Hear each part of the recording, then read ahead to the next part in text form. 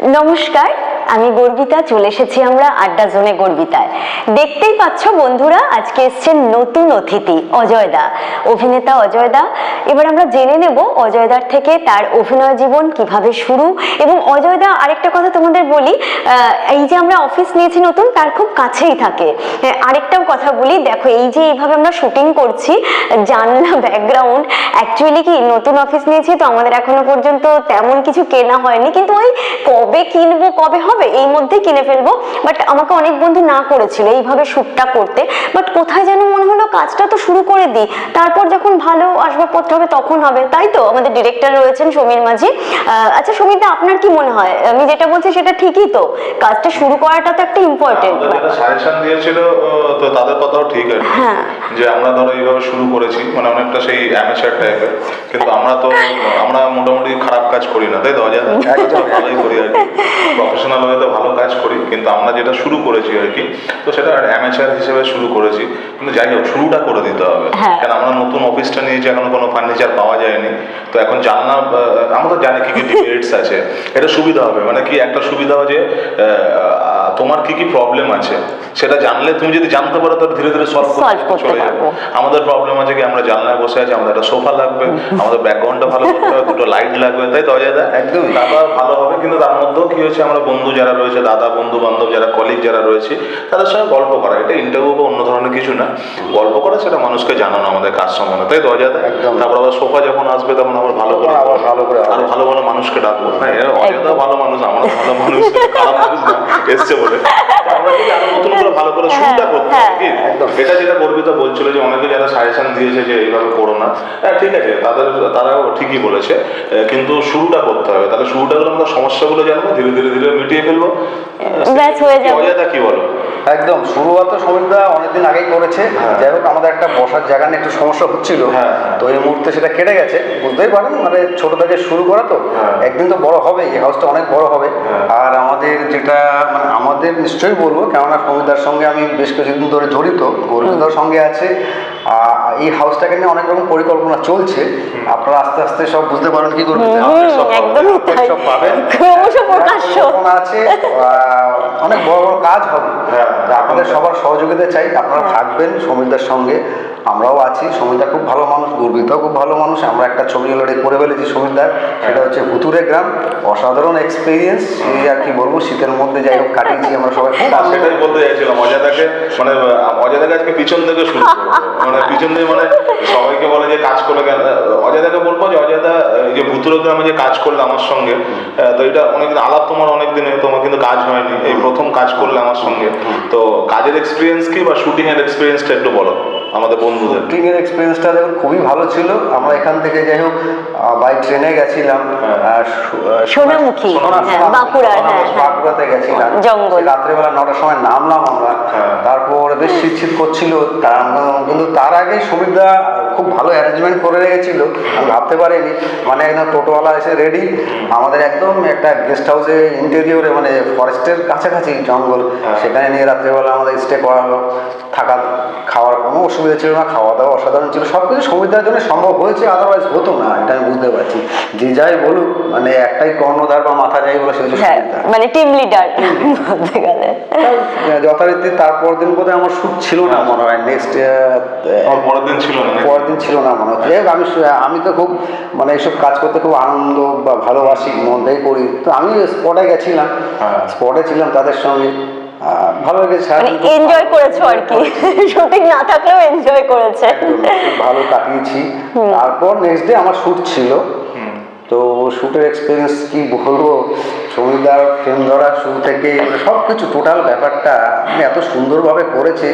মানে যে ছবিটা আপকামিং, যে ছবিটা আসছে, আপনারা সবাই দেখবেন, ভুতুরে গ্রাম, না দেখলে বুঝবেন না। প্রতিটা ফ্রেম, প্রতিটা লেন্স, কি ডেপথ সমীরদার মানে কাজের, সেটা তো আমি ওখানে থেকে ফিল করেছি। আপনারাও ছবিটা দেখলে বুঝতে পারবেন। টিমটা ভালোই ছিল, মোটামুটি সবাই। অজয়দা যেটা বলছে যে শুধু আমি ক্রেডিট নিতে চাই না, কেন এটা একটা টিম ওয়ার্ক। এবার সবাই মিলে যদি না আমরা করতাম, তাহলে এই লেভেলে কাজটা বেরোতো না, সেটা ভালো। আর গর্বিতাও তো তোমার সঙ্গে ছিল, তোমার মনের বলতে ভুলে গেছি। দর্শক, আপনাদের যেটা বলবো, এই ছবিতে আমি গর্বিতার দাদা হয়েছি। ঠিক আছে। দাদা মরেও গেছে, কি অবস্থা, বাপরে। গল্প reveal করো না। না না, সরি সরি। হ্যাঁ, গর্বিতার সামনে আমাকে মার্ডার হতে হয়েছিল। যাই হোক, সেটা আপনারা দেখলে বুঝতে পারবেন কেন মার্ডার হয়েছিল, সেটা রহস্য থেকেই যাবে। অবশ্য থাকবে। হ্যাঁ, ছবিটা না দেখলে বুঝতে পারবেন না, খুব খেটেছি। তারপর মরে গিয়ে বেঁচে এসে কি হ্যাঁ। অবস্থা, সে সেটা এখন বলার দরকার নেই। মরে গিয়ে বেঁচে এসছে হ্যাঁ। পিসি সরকার হয়ে আগে। ওই ছবিটা মাঝে মধ্যে বইটা দেখলে আপনি বুঝতে পারবেন না যে মানে অ্যাপিয়ার ডিসঅ্যাপিয়ার এই কনসেপ্টটা সমীরদা খুব ভালোভাবে ইউজ করেছে, মানে আমি ভাবতে পারিনি। হ্যাঁ। মানে আমার শর্টগুলোতে বলছি অজয় দা তুমি এখানে দাঁড়াও, হ্যাঁ। আমি তো কিছু বুঝতে পারছি না, আমি দাঁড়িয়ে গেছি দুবার মতো, বলছি তুমি কিন্তু ভ্যানিশ। হ্যাঁ। এরপর তুমি আবার দেখবে এখানে সে দাঁড়িয়ে আছে, বইটা দেখলে বুঝতে পারো। হ্যাঁ। এখন আমি কিছু জানি না, একদম। যাই হোক, এখন আমরা একদমই তাই, হ্যাঁ। আমাদের এডিটিং চলছে, হ্যাঁ, হয়তো প্রায় শেষের মুখে আছে। পোস্ট প্রোডাকশন চলছে। Production চলছে। আচ্ছা অজয় দা, এই যে ছবিতে অভিনয়ের পাশাপাশি থিয়েটারও তো তুমি করো, একদম। সেই ব্যাপারে একটু দর্শক বন্ধুদের কিছু বলো। আমি স্টপ করছি। হ্যাঁ, দেখো কতটা কি হলো। আচ্ছা অজয় দা, এই যে তোমার অভিনয় জীবন, ছবিতে সিনেমায় অভিনয় করা, তার পাশাপাশি নিশ্চয়ই তুমি সিরিয়ালেও অভিনয় করেছো। সিরিয়াল তো রেগুলার করছি। আচ্ছা, তাহলে থিয়েটার ধরো শুরুটা কিভাবে, একদম ক্যামেরার সামনে নাকি স্টেজ থিয়েটার দিয়ে? অ্যাকচুয়ালি আমি স্টেজ থেকে শুরু করি। প্রথম আমি বড় দলে ছিলাম, মানে বড় দলে থাকলে যা হয় আর কি, প্রথম আমাকে দিয়ে ওই 5 ফরমার্স এসব খাটাতো, মানে সত্যি কথা যেটা বলছি। তখন আমি নামটা বলছি না, তো যখন আমি ডিরেক্টর দাদাকে বলতাম দাদা আমি ক্যারেক্টার কবে পাবো, তখন বলছে দেখতেই তো পাচ্ছিস 30 জন মেম্বার যারা তোর থেকে আগে এসে জয়েন করেছে, তাদেরকে দেবো না তোকে দেবো? মানে তোমার আগে যারা, তারা সব বসেই ছিলেন তখনও, বড় চরিত্র পাননি তেমন? তো তোকে কি করে দেবো? তা বলাতে যাই হোক, তখন আমাকে একটা ক্যারেক্টার দিয়েছিল, একটা অন্ধের ক্যারেক্টার করেছিলাম একাডেমি অফ ফাইন আর্টস, ওখান থেকে আমার শুরু যাত্রা। তারপর বিভিন্ন জায়গায় গ্রীষ মঞ্চ, রবীন্দ্র সদন, হ্যাঁ এসব জায়গায় করেছি, মুক্তাঙ্গন এসব নাটক করেছি। তা ওখান থেকে যাই হোক কিছুদিন করার পর তারপরে মনে হলো যে না, এখানে একটু চেঞ্জের দরকার। তখন যাই হোক, আমি এখন এই মুহূর্তে আছি বাসধনী সব্যসাচী নাট্য সংস্থা, পরিমলদা আমাদের ডিরেক্টর, আচ্ছা। উনি খুবই ভালো মানুষ, আমাকে আপ্যায়ন করে নিয়েছে নিজের মতো, যাওয়ার সঙ্গে সঙ্গে খুব বড় ক্যারেক্টার দিয়েছে, এখনো করছি। 28 তারিখে আমাদের শো আছে একাডেমিতে। বাহ। কি নাম নাটকের, কি নাম? নাটকের নাম হচ্ছে তোমার পোকামাকড়ের কুটুম, ঠিক আছে? বাহ, ভালো নাটক। ভালো। মানে আমাদের নন্দন রবীন্দ্র সদন একাডেমিতে শো? বাহ, খুব ভালো জায়গায়। এই হলো খুব বিষয়। সুন্দর। হ্যাঁ। আর গর্বিতা যেটা বলছিল সিরিয়াল, হ্যাঁ সিরিয়াল তো দীর্ঘদিন ধরে করছি, কারণ এই জন্য করছি কি সিরিয়ালটা আমাকে বাঁচিয়ে রেখেছে। সত্যি কথা বলতে নাটকটা শুধু তোমাকে না, অনেকে আর কি সিরিয়াল industry বাঁচিয়ে রাখে। বাঁচিয়ে রেখেছে। তারপর সিরিয়ালের পাশাপাশি মুভিতেও কাজ করছি, সমীরদার ছবিও করলাম, এই ভুতুরে গ্রাম। এর আগেও একটা আমার প্রজেক্ট আছে, আগামী 1 এপ্রিল থেকে শুরু হচ্ছে একটা মুভি। আর মাঝখানে তো ওই আমি SBF এর কাজ করি, মানে শ্রী ভেঙ্কটেশ ফিল্মস, ওদেরও দুটো ওয়েব সিরিজ করা হয়ে গেছে অলরেডি। একটা হচ্ছে ওই বলবো, হ্যাঁ শিওর, বলো। হ্যাঁ, দর্শক গানিতে আমাকে মানে প্রথম থেকে লাস্ট অব্দি দেখতে পারবেন, 11 দিন কাজ ছিল। তারপরে করলাম ঠাকুমার ঝুলি, এটা তো কমপ্লিট হলো, ডাবিং হয়ে গেছে, এই 20 তারিখে রিলিজ করছি। ওই ছবিতে তুমি পাঠ করেছো? ওয়াও, কনগ্রাচুলেশন, খুব ভালো। মানে বড় বড় হাউসে কাজ করার অভিজ্ঞতাই আলাদা হয়। আচ্ছা, এই তোমার ধরো এই যে অভিনয়ের যে পোকাটা রয়েছে, কখন ঢুকেছিল মাথার মধ্যে? Good question. এটা সত্যি, এটা একটা পোকা। আমার ছোটবেলা থেকে না অভিনয়ের পোকাটা মাথায় ঢুকেছিল, মানে কি করে করব, কি করে কার কাছে যোগাযোগ করবো, কেন বাবা বা আমার বংশের কেউই এই লাইনের ইন্ডাস্ট্রিতে ছিল না। স্কুলে যখন পড়তাম ছবি দেখতাম, শোলে দেখে বড় হয়েছি, মিঠুন চক্রবর্তীকে দেখে বড় হয়েছি, তখন কবে করবো ভাই, কে আমাকে সুযোগ দেবে? তো যাই হোক, তো এই করতে করতে করতে আমাদের একটা স্বপ্নও ছিল আমার, যে মিঠুন দাকে কোনদিন সামনে থেকে দেখবো। তো দেখতে গেলে তো পয়সা লাগে রে ভাই।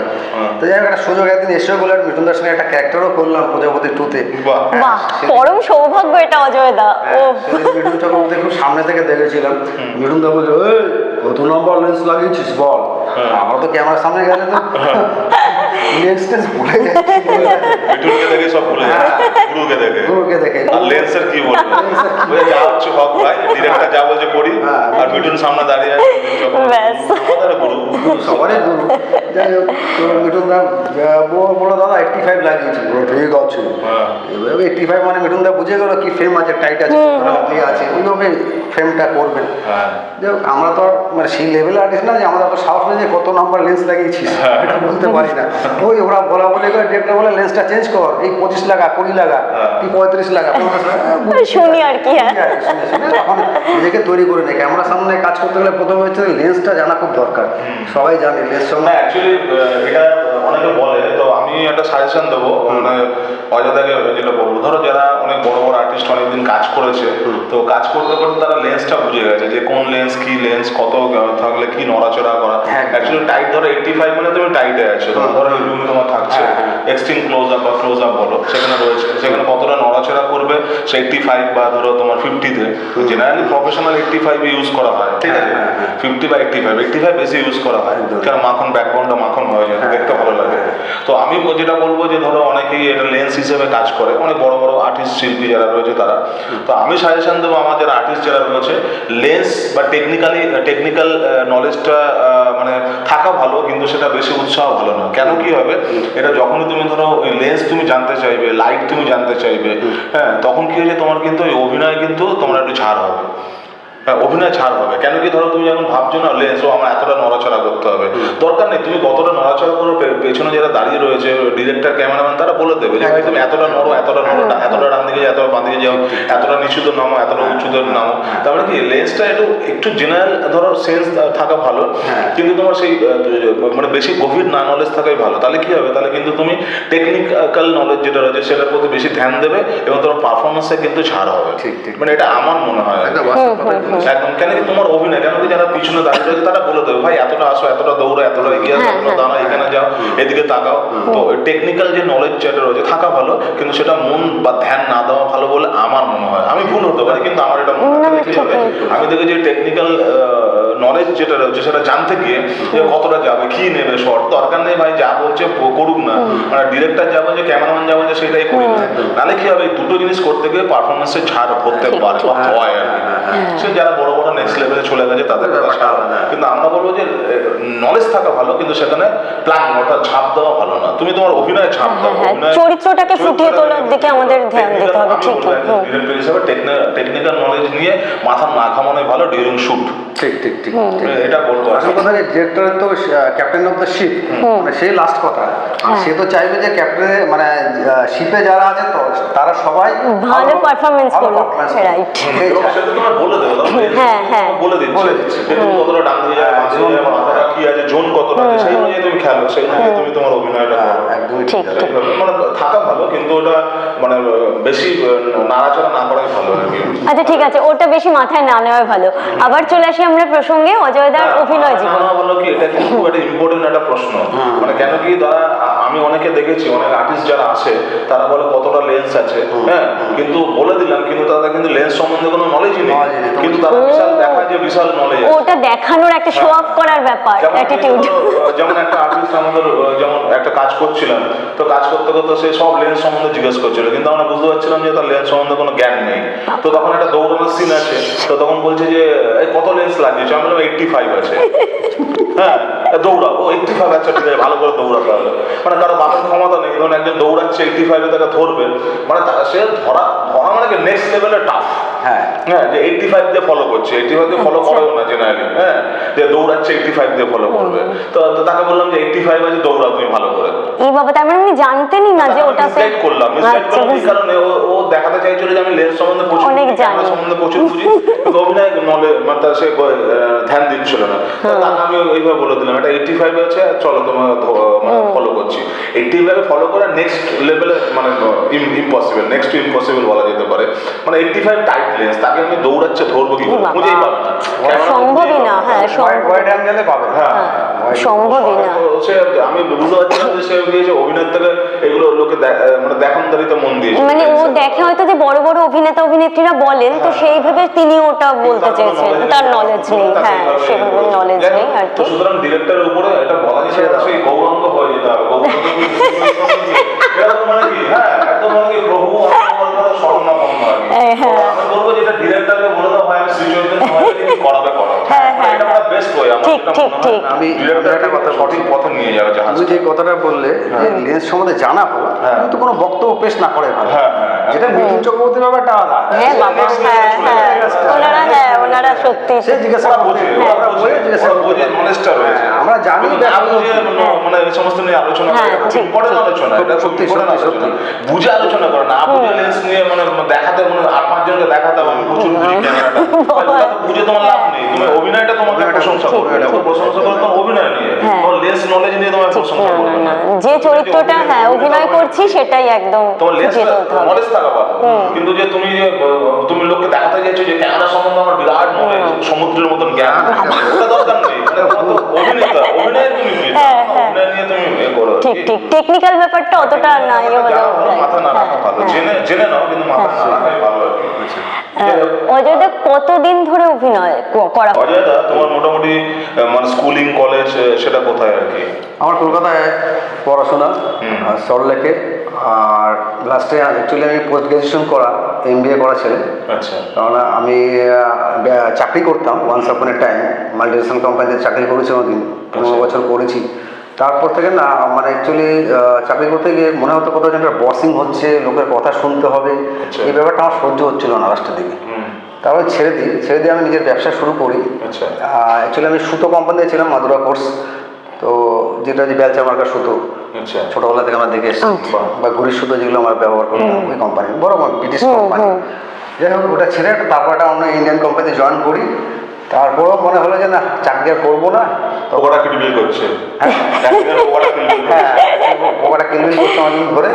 তো অ্যাক্টিং করতে গেলে তো সাইড বাই সাইড কিছু দরকার, রোজগার দরকার, নাহলে ফ্যামিলি আছে আমার, চলবে কি করে। আচ্ছা, তারপর আমি রেডিমেড গার্মেন্টসের ব্যবসা শুরু করি, এখনও রেডিমেড গার্মেন্টসের ব্যবসা আমি করছি, প্লাস পাশাপাশি অভিনয়টা করছি। খুব ভালো। হ্যাঁ, ওটা কি তোমার দোকান কি বাড়িতেই আছে? না, আমি বাড়িতেই প্রোডাকশন করি, ওখানে কাটিং হচ্ছে, নিজস্ব প্রোডাকশন, কাট টু ফিনিশ হচ্ছে, ওরা হোলসেলে দিয়ে দিচ্ছি। হোলসেলে দিয়ে দাও। ব্যাস স্বাধীন ব্যবসা।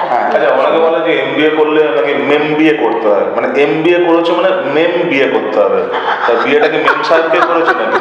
মানে সেই কথাটা একটু বলো। নট নেসেসারি বিয়ে করেছে মাস্টার অফ বিজনেস অ্যাডমিনিস্ট্রেশন, এটা নিজের ক্যারিয়ারের জন্য করা।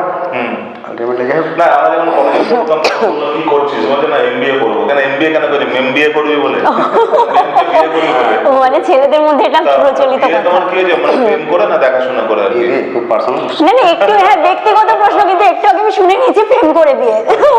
হ্যাঁ, আমার প্রেম করেই বিয়ে।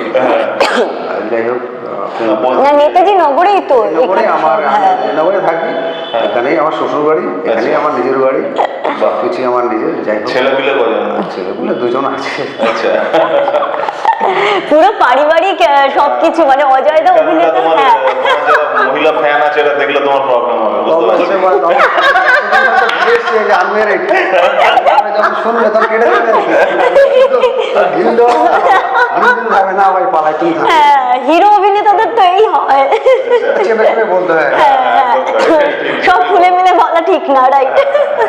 আচ্ছা, ধরো তুমি এই মানে যারা আগামী প্রজন্ম যারা আসছে অভিনয় করতে আর কি, তো তাদেরকে কি বলতে চাইবে তুমি? মেসেজ একটাই দেবো, আপনারা ভালো করে আগে অভিনয়টা শিখুন। অভিনয় তো শেখা যায় না, এটা ভেতর থেকে আসে, কিন্তু কিছু টেকনিক্যাল ব্যাপার থাকে যেগুলো ডিরেক্টর সমীর মাঝি বা যারা আছেন ইন্ডাস্ট্রি তারা শিখিয়ে দেন কীভাবে ক্যামেরার সামনে কাজ করতে হয়। ক্যামেরার কাজ আর থিয়েটার অ্যাক্টিংয়ের মধ্যে রাত দিন পার্থক্য আছে। থিয়েটারে একটা মাপা স্টেজের মধ্যে কাজ করতে হয়, এখানেও মাপা, এখানেও একটা অঙ্ক আছে, হ্যাঁ লেন্সের মাপা বা একটা অঙ্ক আছে, অঙ্কটা মেনটেন করে করতে হয়, তবে আপনি ভালো অভিনেতা বা অভিনেত্রী হয়ে যেতে পারবেন।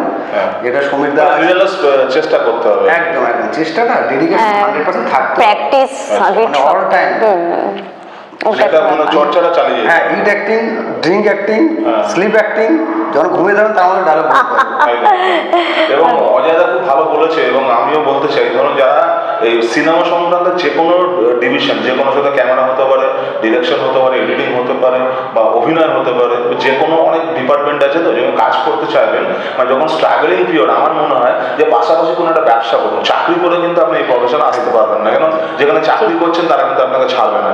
ব্যবসাটা করুন, কেন স্ট্রাগল পিরিয়ডে যেটা রয়েছে রোজগারটা কম হয়, তাহলে ব্যবসা যদি স্বাধীন ব্যবসা যদি করেন সেখান থেকে কিছুটা সাপোর্ট দেওয়া যাবে এবং আপনার লক্ষ্যটাই কিন্তু এগিয়ে যেতে পারেন, অর্থাৎ আপনার ড্রিমটাকে কিন্তু, কেন স্ট্রাগল পিরিয়ড একটা থাকে এবং এটাই অনেকে সহ্য করতে পারে না, স্ট্রাগল পিরিয়ডটাকে নিতে পারে না, তারা ছেড়ে চলে যায় আর কি।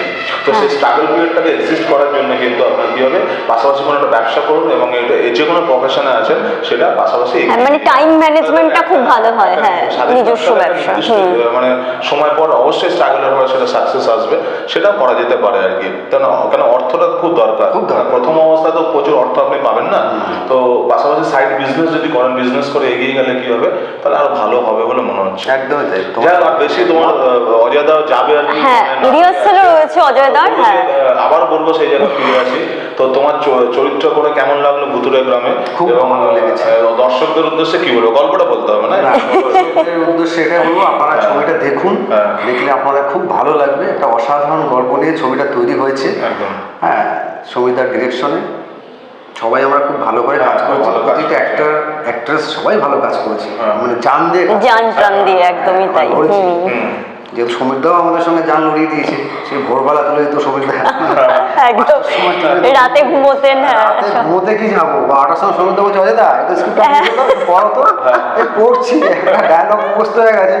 মানে আমাদের যে অমিতদা ছিল স্ক্রিপ্ট রাইটার, তাকে বলছি দাদা এই জায়গাটা একটু রেকটিফাই করবো, আর দুটো ডায়লগ ঢুকিয়ে দাও তো, সালা দুটো ডায়লগ বেরো গেল, ভালোই হলো, দুটো বাড়তি কথা বলতে।